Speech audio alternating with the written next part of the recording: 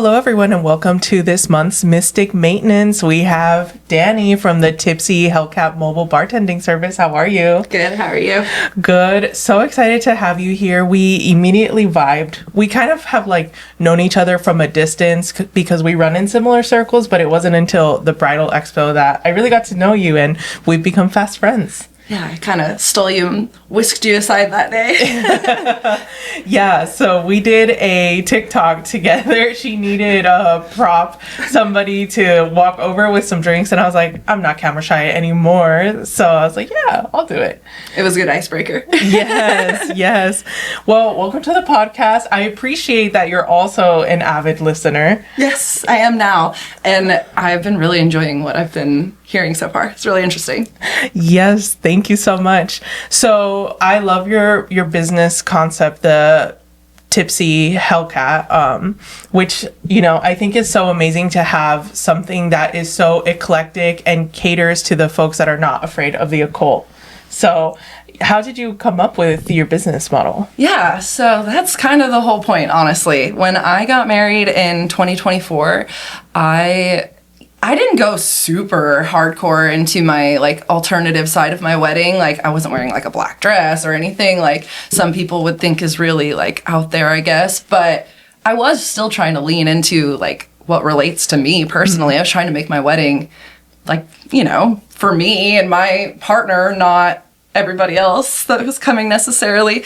And I was really looking for vendors who understood, I guess, the vibe and the look and the feel that I was going for, and just that I could relate to personally. And I was shocked. Most wedding vendors travel, and even just anywhere in California, I was not able to find, by specifically looking for, alternative leaning wedding vendors, it just wasn't a thing. Really? I'm surprised even Bay Area, even LA. I mean, if it was a thing, it wasn't coming to my radar easily. And I mean, I may not have been looking as hard as I maybe could have at the time, but it wasn't something that came up easily in my searches local to me. And so I just kind of felt like there was this need, and I eventually got to a point a little over around a year after my wedding, where I needed a change in my professional life. And I just kept kind of having this, I kind of have I will loosely use the term mentor that somebody on social media that I follow that, again, was just kind of this voice in my ear on social media talking about, you could do this, you could do this. And that person, I'll just name her name's Shelby Bellin. She really leans into, she cusses a lot, and it's is very much herself when she is talking about doing this business, and tells people who do this mobile bartending business to just be yourself and just lean into who you are, and people really vibe with authenticity. And wow, is that true? Yes. I've been amazed by the response that I've gotten in the last 6 months. Well, it'll be a couple more months than that when people are watching this. But when this is filmed, around 6 months, it's been almost kind of crazy, the reaction that it's gotten. And you'd be surprised, even though I'm really leaning into this alternative theme, a lot of the people who book me are not necessarily look that way. Maybe they relate to it, and they don't even necessarily always tell me that that's why they hire me.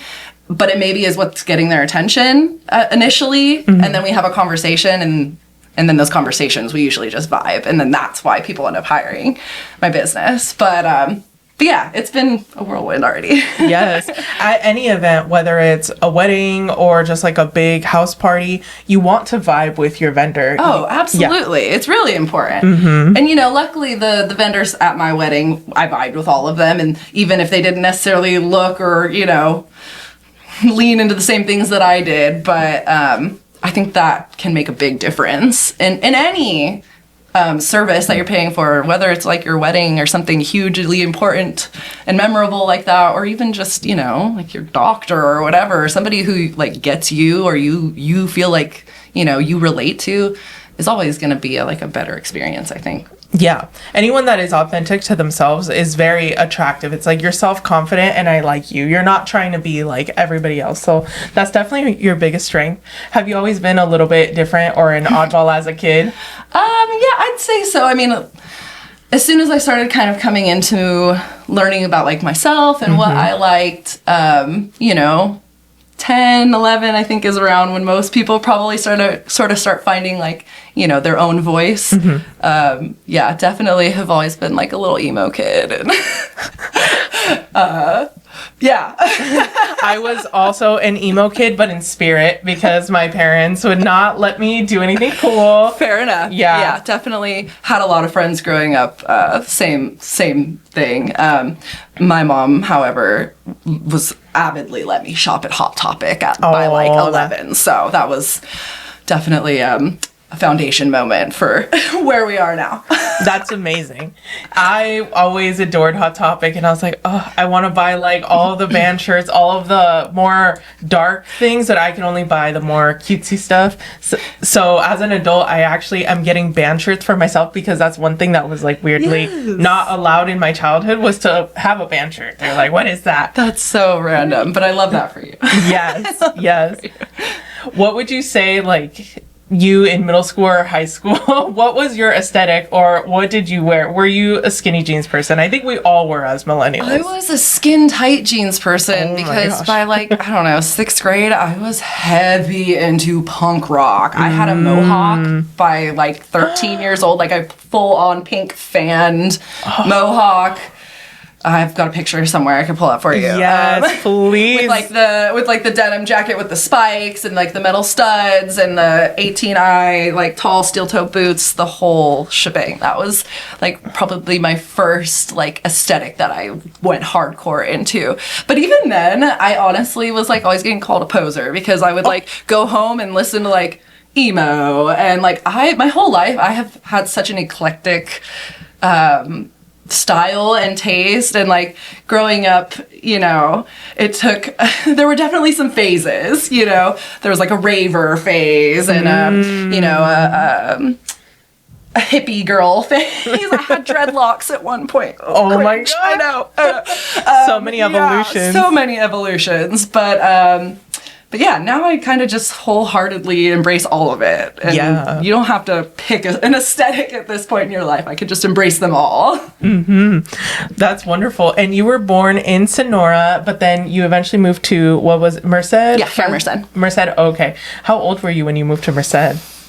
I think I was around like 3. I was really young. And then I still spent a lot of time in Sonora because my dad lives in Sonora and I had other family growing up that lived in Sonora. So I've spent a lot of time there too, but primarily here in Merced now. Was it easy to be like an emo kid or a punk rocker growing up in Merced, or was that not acceptable? Yeah, I'd say it was. When I was coming into my own style, like I was saying before, around, maybe 12 years old or like middle school age, we had the farmers markets in Merced back then. And the farmers markets, I think they were every Thursday afternoon, and everybody came to the farmers market. And that was the place to be. That was the hangout spot. And there was always like a whole like horde of little punk rock, emo, Liberty spiked hair, green, pink, like and then like they like all the different, the metalhead kids and whatever, all the different, niches, and they would all kind of hang out in the same like corner of wherever on Main Street. And so yeah, I had a lot of influence and friends who were embracing their creative side and expressing themselves early on. So yeah, I think it definitely could have been more difficult. I would love to see historical photos because I didn't grow up here. I grew up in LA. Right. And in LA, like, I mean, you still had some people that were like, what are you doing? But there was, a big punk scene. Yeah. It was the city, of course. Yeah. So that's very interesting. I always love hearing about the history of Merced. Even we interviewed Sarah like so many episodes ago, and she's like, a generation older than us, but her experience being her little weirdo self. Not caught that one yet. I'm gonna have to go back and dig that out. Yeah, it's a good one. But she talks about how it was like a very lonely journey. So I'm glad that I could see that for her earlier generation. on. Yeah. So they paved the way for us, millennials. absolutely, yes. Mother Witch Sarah, for sure. Sarah has, I feel like, guided so many people, like not just in that aspect of like embracing who you are, but also like just like as a community, just like guru. She's into it all. Yeah. You actually did your launch party next door to this space. Yeah. She was amazing for helping me host that there. She was a huge help. Couldn't have done it without her. Yeah. And the drinks were really, really tasty. They were really good. Yeah. So let's round out a little bit about getting to know you. The folks probably want to know what astrology cocktail led to the person you see before the camera. So we have a Capricorn sun, a Pisces moon, and a Scorpio rising. I feel like the Scorpio rising explains the physical aspect and a lot. It gives you that like dark aesthetic. Sure. And then that Pisces moon gives you the ability to be very like empathetic, intuitive, because, you know, even though you have this like black cat exterior, you're such a sweetheart. And then the Capricorn sun makes you a hardworking queen, for sure. Yeah, I've been girl bossing a little close to the sun lately. That does not surprise me, because in astrology there is something called annual perfections. Have you heard about it? I have not. Okay, so annual perfections in astrology is every year, basically like every time you hit a birthday, there is a new theme in your life. Oh, okay. Yeah, I could see that. And for myself, for sure. From your last birthday in December 29th, if anyone wants to get her a present, to basically your next birthday this year, we are in what's called a 10th house year. The 10th house is it starts at the very top of your chart, so a lot of visibility. But since you are a Scorpio rising, this is your Leo year.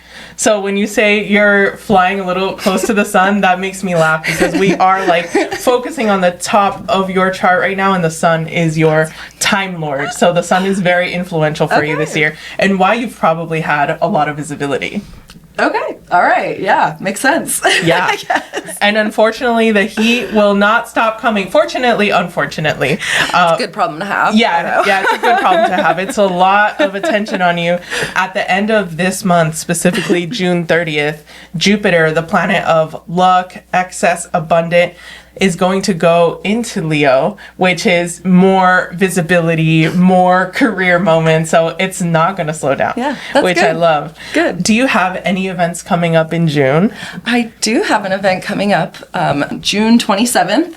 Tanisha McLean, aka Kishi Creations, and I are doing a collab event upstairs from Luna Luna, where we're doing a little Magic and Mocktails situation collaboration thing. So should be a lot of fun, and it's going to be really intimate. Not a lot of tickets being sold. I think it's around 15 tickets are going to be sold. Wow.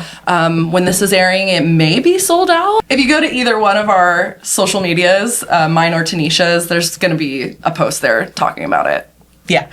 Tanisha's great. We're still trying to get her on the podcast. I am manifesting it one day. You definitely, I agree. She needs to come on, because I would love to pick her brain more. I'm so glad we're doing this collab, because she's so interesting and kind of, I don't know, she's always so busy, and I never feel like I get a lot of like, I don't get to know her well whenever I'm around her, because she's always working and like working hard, but she seems amazing. So, but you know what it's like to be a hardworking queen.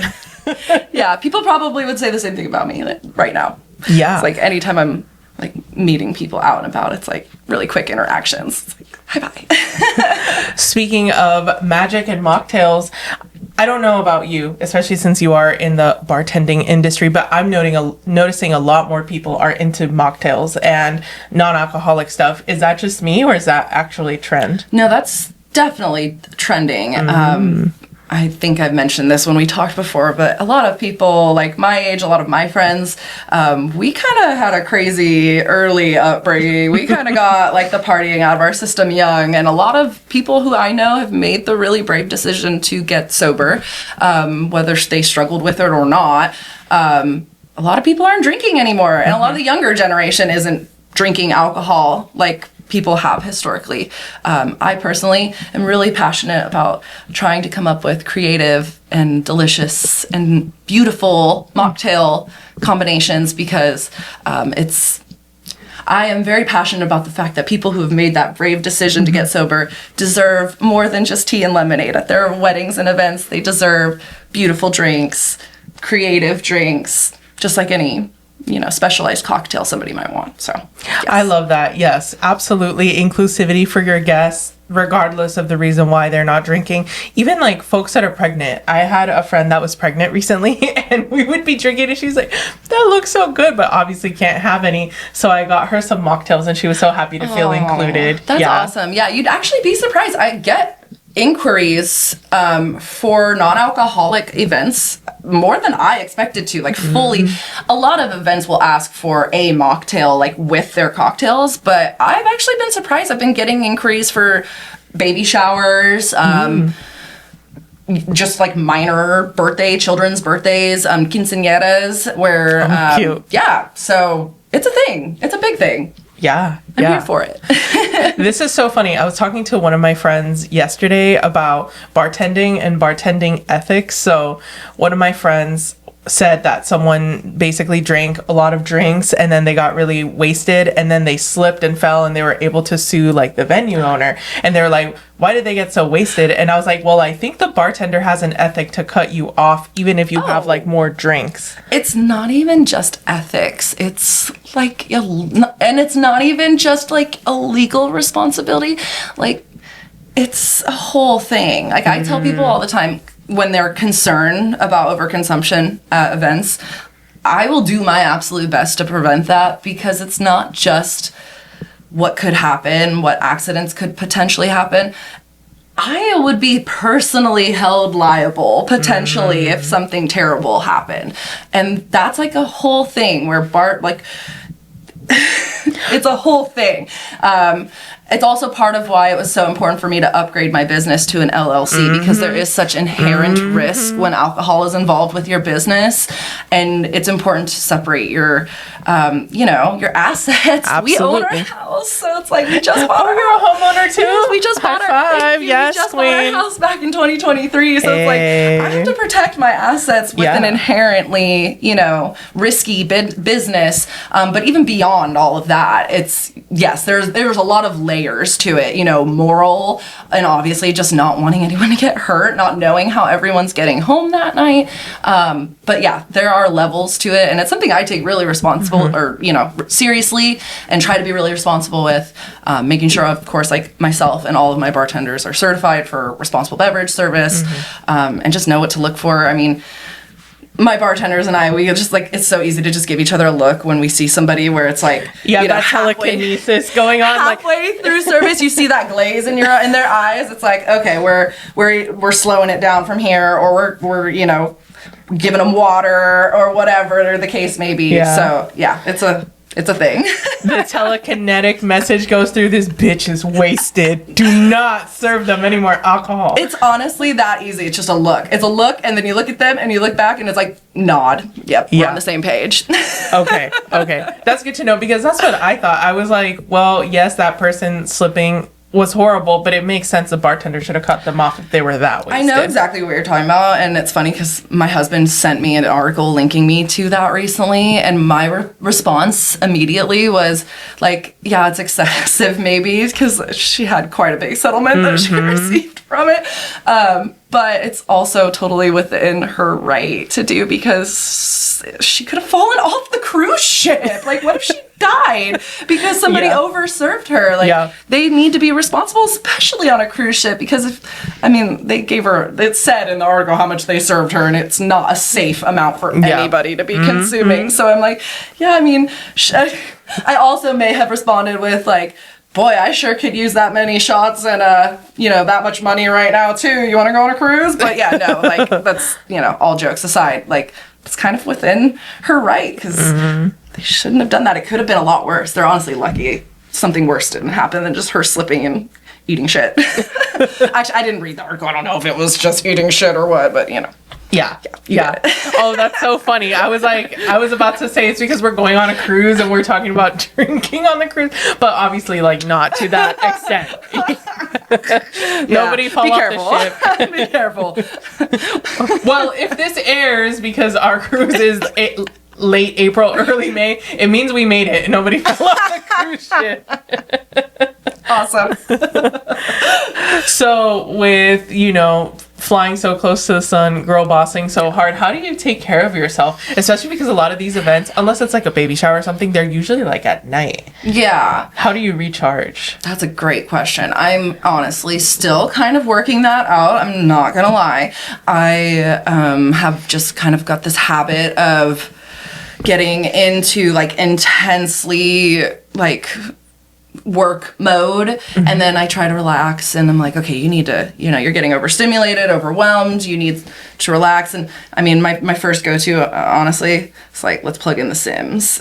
We're gonna play The Sims 4 and we're gonna turn everything off and just, put like a true crime podcast on in the background. That's what I'm doing right now. Or the Jen Explains podcast in the background. literally. That or Find Your Freaks, Tanya Kubo's Find Your Freak. That's my current two that are in the background usually. If it's not just some random true crime, but balance. But no, I probably need to find like a legit strategy, but right now that's doing it for me. But like I said, I get into these like work mode and then I try to unwind and relax, and other creative people will probably relate to this. Is like, as soon as I find myself relaxing, I get back into creative mode, and like, because I'm just kind of a naturally creative person, and I start getting ideas for content or flyers or menu designs or drinks, cocktail ideas, mocktails, whatever it may be. And the next thing I know, I'm working again and I'm no longer trying to relax. And it's just like a vicious cycle. But yeah, we're working on it. We're trying to figure it out still. Yeah, when you're a highly creative person, it's so hard to turn it off. It is. Because like I said, when you relax is when it naturally clicks on. And then next thing you know, you're not so relaxed anymore because it's now your creative idea is like a business plan. Yeah, so, yeah. And here we are. It's so funny. I don't think I've mentioned this ever, but I am also a Sims fan.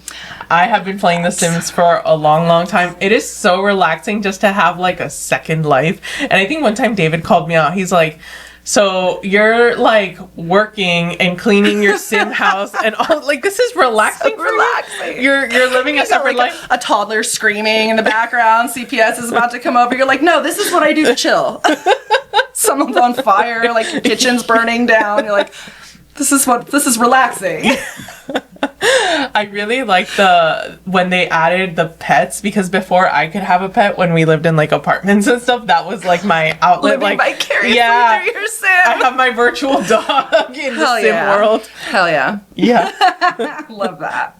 I haven't played in a long time, but I always love seeing Sims memes. So yeah. Oh yeah. I've recently found some really funny content creators who show their Sims stories, and let's just say unhinged. It's really good. It's good. Yeah. This is the magic of like talking to different people. They can pull different things out of you, and I'm like, yeah, how have I not talked about The Sims 130 episodes in, but I just never have.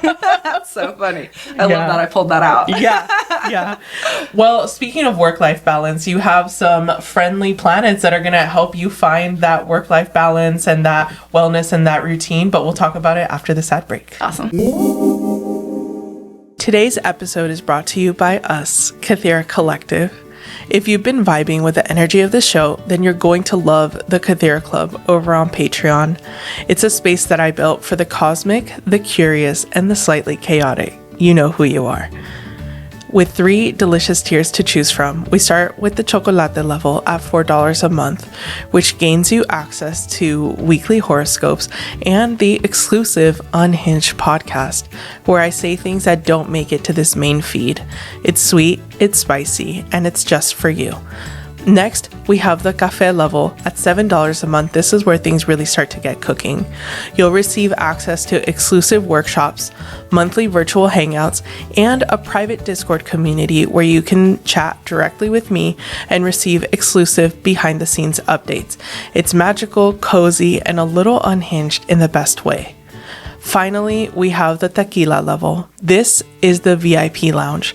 At $25 a month, you'll receive everything from the previous tiers, plus a personal 15-minute one-on-one session with myself or David each month, and discounts if you want to extend the session.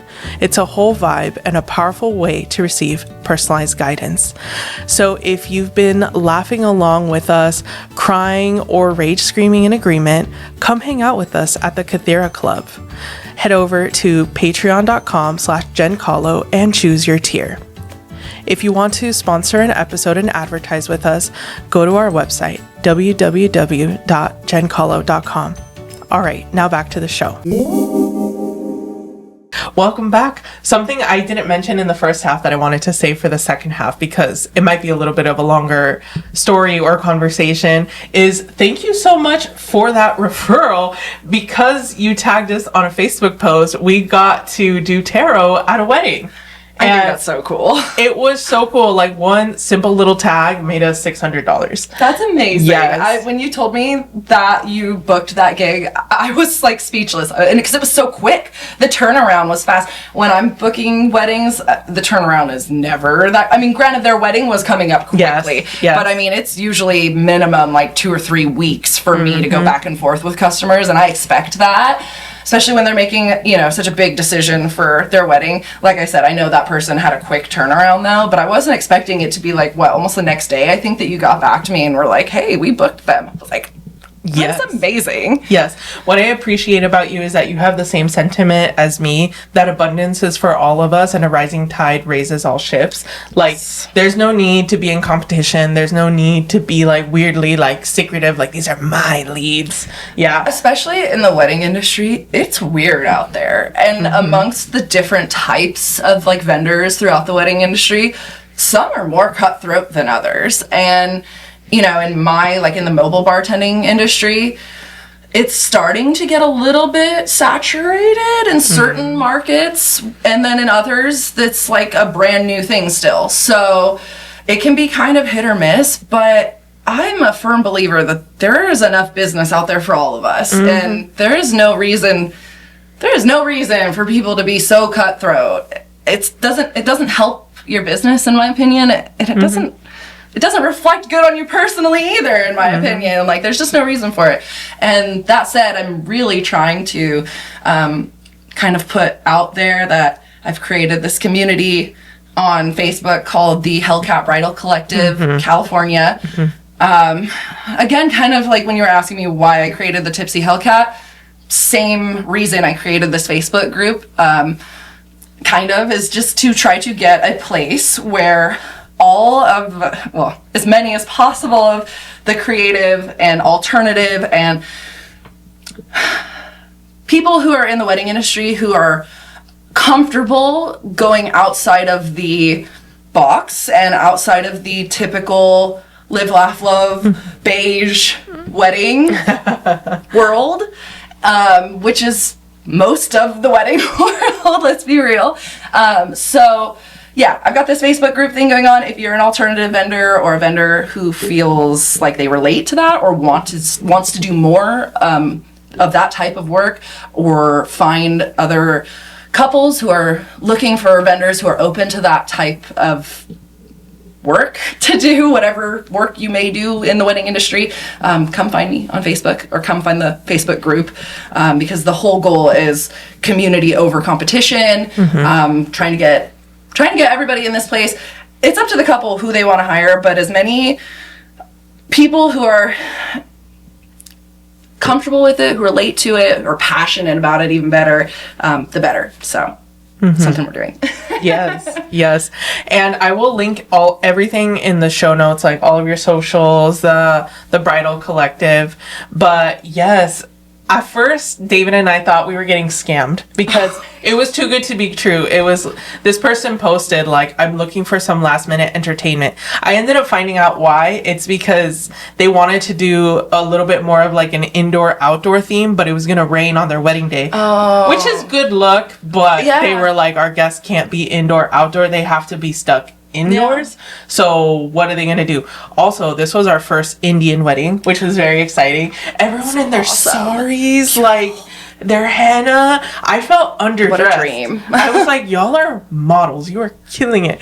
But they party into the late night. Their cocktail hour was from 5 to 9:30 and dinner was at 10. So we were the cocktail hour entertainment. Oh, I love that. Yeah. So I loved it. Everyone came up. Everyone was in each other's business. There was no privacy. Oh, the pictures you posted were so cute. Yes. Like somebody in the comments, I think on Instagram, was like, "That's like that one picture is such like it's girlhood." That's because it was like a bunch of women all just like surrounded around you, like, "Oh my god!" Like, it was beautiful. I'm beautiful. I love it, and I love that this is even a thing. I mean, before I created the Facebook group, and that I think is maybe where I initially first like kind of saw got you on my radar or whatever. When you posted about doing divination readings for events and weddings, I was like, that's a thing. I need more of that. I want everybody to know this is a thing. And if anybody needs something cool at their wedding, this is amazing. I love that this is a thing. Yeah, so we offer obviously the private consultations. Like I've consulted with couples for their ideal wedding date. I've consulted with couples their ideal wedding location or honeymoon with astrocartography. For bachelorette parties, we can do astrology, in a group, and it's fun. I had someone ask me, like, why not bachelor parties? And it's like, I'm open to that, but I don't think bachelor parties care. Bachelorette parties would probably be more interested in it. I mean... But if there's a group of bachelors that want astrology readings, sure. That's the kind of bachelor party I would want my husband to have. I know, right? Not going to Vegas, but staying in your room and chilling with an astrologer. And I'm like, just the whole idea of, my thought was like, so many people want to do premarital counseling. I'm like, hello, like astrological premarital counseling. Yes. Like, because in a way you could do almost like a compatibility thing where it's like, what do you guys struggle with? What you guys can expect or what you already know you struggle with, and like, Oh, I've done that too. I forgot to mention that. I love that. We've done compatibility readings, both with astrology and tarot. And then for a wedding, tarot is most conducive because astrology, like to get people's birth info and pull it up, it takes too long. Yeah, and then with this wedding, it was a 350 person wedding. So I was like, we're only doing tarot. We're doing a cute 3-card spread. We're keeping it simple. Super. I didn't even realize that was a big wedding. It was a huge wedding, but it was so much fun. I bet. Yeah. It looked like it. We had to have a ticketing system. Like, people had to take a number and then call because it was getting chaotic, and I knew it was going to be chaotic, but shout out to David. He's a real one. He was awesome. Keeping track. He was line monitor. I love that. Sounds amazing. That's so cool. Yes. But like I said before the ad break, work-life balance for all of us entrepreneurs is so important, but especially for you because you have Saturn, the planet of boundaries, discipline, and control, going through your 6th house of health, wellness, daily routines. I just had this happen. So I'm a Libra rising and you're a Scorpio rising. So we have planets like following. So I had Saturn just go through my 6th house because that's in Pisces. So I just live this with like a Pisces flavor. Now you're going to live it with an Aries flavor. The biggest advice or the biggest change that I had with Saturn going through my 6th house is it really said like, you need to slow down or I will slow you down. So if I didn't like sleep enough, I felt like shit.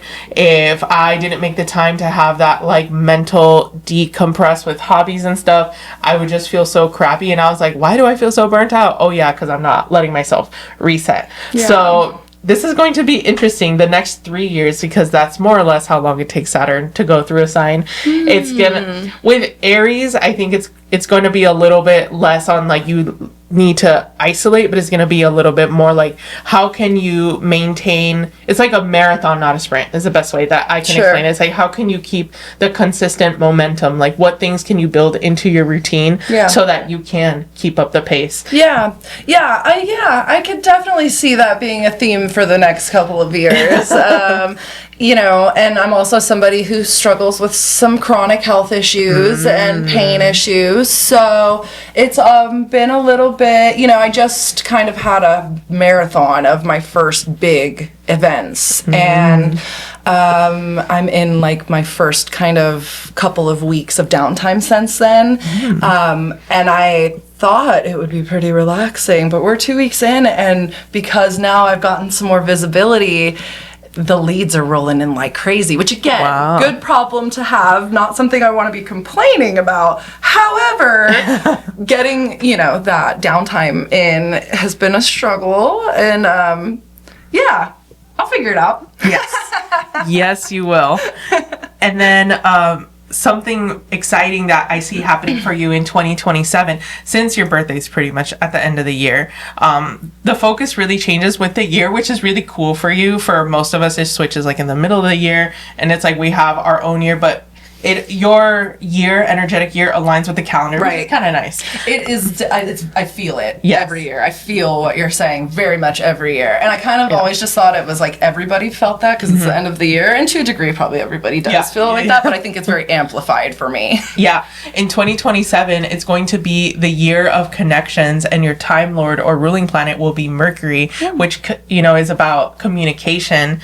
And I know that in 2027, one of your goals, hopefully, is to have an alternative bridal expo in the Central Valley. I know we're announcing it a little prematurely. You still need to find a venue and all that, but we're manifesting it into the universe. The goal right now is to host it sometime in February, maybe March, depending on what venue availability there is, which is what I'm really trying to dive into right now, since I do have a little bit of a lull for events for a couple weeks. So I've just started putting like a bunch of feelers out, trying to find a really aligned venue for what we're trying to do, because obviously, like, the whole point of the whole thing is kind of like about aesthetic and like, you know, the creative side of people expressing themselves. And so we want a venue that matches that. Definitely leaning towards like Victorian old houses. I'm like kind of putting my feelers out there for places like McHenry Mansion. Originally I was talking about doing it in Fresno, but I'm kind of looking more broadly throughout the Central Valley right now. Again, like I mentioned earlier, there's not a ton. I'm really trying to find aligned vendors that want to be a part of this. And so far, the bulk of who I have found have been in the larger cities, like down south, in Southern California, Bay Area, Northern California, like closer to Sacramento. The long-term goal is to do at least 5 of these events a year once I can like get it off the ground. I really want to do a Central Valley, a Gold Country, a NorCal and a SoCal, and a Bay Area one, where we can really focus. Like, a lot of vendors travel, but also these regions are large. California is huge. I mean, so ideally I'd like to do several of these a year once we can get it off the ground. Baby steps. Very new to this, so we're going to try to launch with one for 2027 and go from there. But yeah, the whole thing is really coming out of the Facebook group that I started, which I have a huge vision for, honestly. Like, a website down the road, maybe like a newsletter, email, like a huge vision for where I want this to go long term. And then of course the bridal expo, I really want to be able to just like let people know this is like these vendors exist, and if this is what you want, come here and find them all. Yes, if you have the hookup to a creepy mansion somewhere in the Central Valley, please hit us up. So, speaking of baby steps, Tipsy Hellcat is a little kitten, is a little bebe, because we're using the birth time as your first Instagram post, which is September 5th of last year, so not even a year old, but very exciting. Let's see what the placements are for your business birth chart. So, the sun was in Virgo, which is really great. Virgo is organized, communicative. Mercury was also in Virgo, very close to the sun. So this is also great because as a business owner, even if you have like a good aesthetic or a vibe, you still need to be organized. You can't just run a business off of vibes. It's something that David and I always say. What I really love are your air placements. You have a moon in Aquarius. Moon is about our inner world, our emotions, how we nurture. In Aquarius, that's where the oddballs are. That's oddball energy. So it's like, yes, we are collecting all of the oddball friends and vibes and capitalizing on it, putting a spotlight on it. Like, I'm not afraid to be weird and different. And if you are a weirdo like me, let's be friends. That's basically the whole brand. Honestly. Yeah. And then we have Mars in Libra. So Mars is a planet of action, drive, execution. This shows that partnership is going to be very important for you. Partnership and allyship. And like we mentioned, a rising tide raises all ships. So that's definitely your business's Mars in Libra talking. So yeah. I feel it. Partnerships, connections, super duper important. So yeah, I love that for your business. You have some really good placements for what you're trying to do. Oh, and then finally, Venus in Leo. Venus likes to be a little extra, is very artistic, and then in Leo, it's like times 10. So that's perfect. Having the magic with like your presentation and your drinks. You were telling me a cool story about dry ice and how you had these like dry ice drinks. Could you explain it for the folks? Yeah, my first lead that I got, or client, I booked them. My first client that I got, that was for like a spooky themed wedding, like my first truly like alternative couple that booked me. I actually currently, where we are really in time right now, have them as my next event. I can't wait. But by the time this airs, go check out my Facebook or Instagram, because I should have some awesome pictures from it. But they had initially inquired about potentially using dry ice and drinks. And I'm like, you know, I may be relatively new to this, but I know that there is some inherent risk to using dry ice near your face. Yes. Or mouth. Yes. So I was like, I really gotta do some research into that before I can commit. So, you know, let me do my due diligence to see if this can be done safely, and I'll get back to you. And I knew I was planning my launch party soon, so I'm like, well, I need content, right? Like, that's kind of the reason I did the launch party, is like to get my name out there and show what I could do. So we went for it, and like, full disclaimer, because I know there's gonna be people who potentially hear this and are like, you did what? Look, we did it as safely as we possibly could, and it went amazing. There was no issues. There are these cool little wands that you can get on Amazon that like open, and you can plop a little tiny rock of dry ice into, with gloves, of course. And you put it in the drink, and it's like a stir, and it looks amazing. And I just made sure when I gave those drinks out to everyone, is like, gave explicit details to everybody. Please make sure like all of the, use this moment while it's smoking to like do your oohs and ahs and take your cool pictures. And then as soon as the smoke dissipates, throw that thing away. Make sure all the smoke is gone. Don't hurt yourself. And like letting people know there is risk. Like, if you see smoke in this drink and you drink it, you could hurt yourself. So don't do that. And it was a small, like, intimate gathering, so it was easy to do that for the number of people that I was hosting. You cannot do that at a 350 person wedding. I would never recommend doing that for a large event. Or honestly, I don't recommend doing it, period. Honestly, there's too much risk involved. One-time gig. Yes, but it went fabulously. I got some amazing photos, and the bride still decided that she didn't want to do it for her, but thank God. So, it was an experience, and it went really well. I don't recommend it, but it was awesome. Well, besides the dry ice theatrics, you could use like edible flowers, liquid glitter, like, you know, little herbs. I cannot wait for this event with Tanisha, because I'm really trying to lean into like the most beautiful, we're going for like a fairy tea garden vibe, and that is like, I can just see it already. It's going to be beautiful, gorgeous. I'm really like looking for the dried flower, like the edible flowers, the glitter, and like going for like an apothecary theme where nice. I'm ideally, we'll see what happens, I'd like to do kind of an interactive thing where people can kind of choose their like apothecary, like have some little glass bottles with different cute, you know, herbs and things that you can kind of infuse the drink with, and different bases that people can kind of choose from. Interesting. And like build your own cocktail experience, or build your own mocktail experience.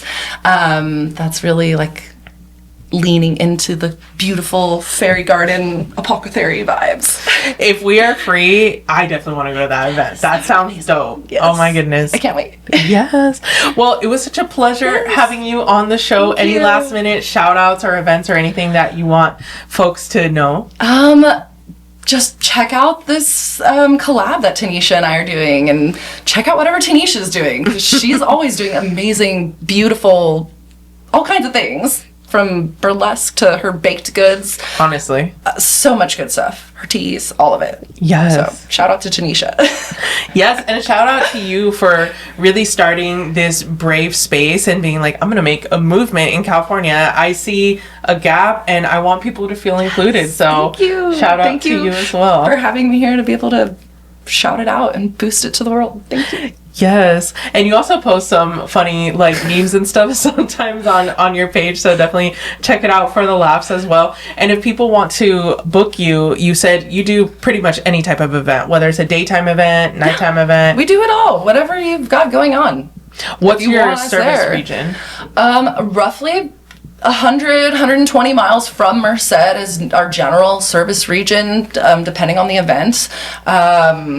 We go all over the place. That's the beauty of being mobile. You know, where we're at, there's not a ton of great venues and event spaces, so we go where the beautiful events are. And yeah. And how long in advance do folks need to book you?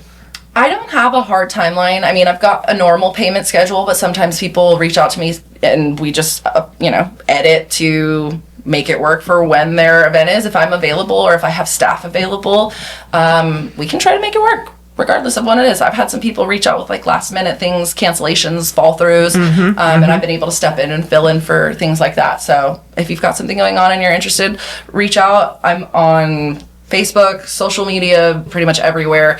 You can also go to my website, thetipsyhellcat.com, to fill out an inquiry form, which will automatically kind of give me the full idea of what you want going on for your event, and I will reach out to you from there. But you can DM me or email me at thetipsyhellcat@gmail.com. My info's everywhere. So, and it'll be in the show notes too. Awesome. But yes, again, if you want awesome cocktails, mocktails, or a mix for your event, definitely hire the Tipsy Hellcat. thank you. Yes. All right. Oh, and then quick story. You just always used Hellcat in your bio, and that's why we have the Tipsy Hellcat. When asked why I named it what I did, I'm like, I don't really know. I've just always kind of related to the word Hellcat. It was like my bio description for years. I'm like, the tipsy, everything is the tipsy cow or the tipsy pedal or whatever with bartending, and that's how people, I guess, know you're a bartender when they hear the tipsy anything. So it just worked. Yes. All right. Well, thank you so much for your friendship, everything you do for the community, and for coming on the podcast. Nice. Thank you. All right. Thanks, everyone. Bye.